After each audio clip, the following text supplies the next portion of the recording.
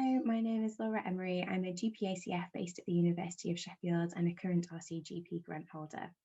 My previous research experience includes a small qualitative study I did as part of a master's degree in teaching and learning in higher education. In this, I looked at GP trainees' experiences of and engagement with reflection as part of the portfolio following the case of Dr. Bawagaba. One of the key findings from this was that international graduates seemed to be more at risk of some of the negative consequences of reflection, and I really felt that this is an area that needed further investigation. When I looked into the literature around this area, I found that there was this general assumption that perhaps international graduates weren't as familiar with the idea of reflection, perhaps with more didactic methods of education being favoured at international medical schools. Also, there was this suggestion that therefore, if we introduce international graduates to reflection earlier on in their training, it might actually help their progression through GP training and therefore might have an impact on differential attainment for the RCGP exam. With this in mind, I designed my research project.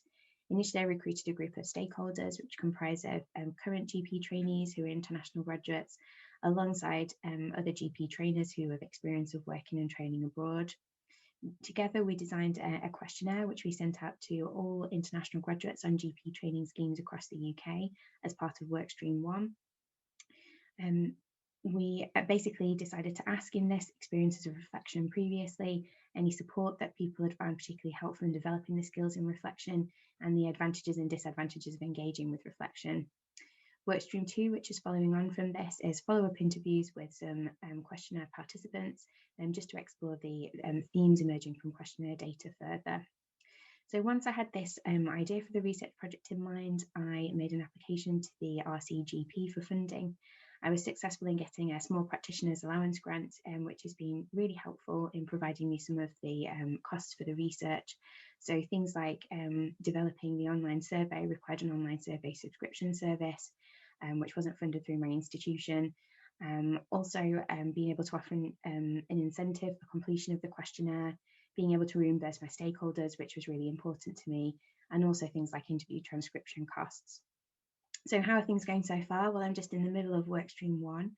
I've had 485 responses to the online questionnaire, which is a response rate of around 14%, which might have been influenced slightly by the fact I was able to offer an incentive for completion, which is great.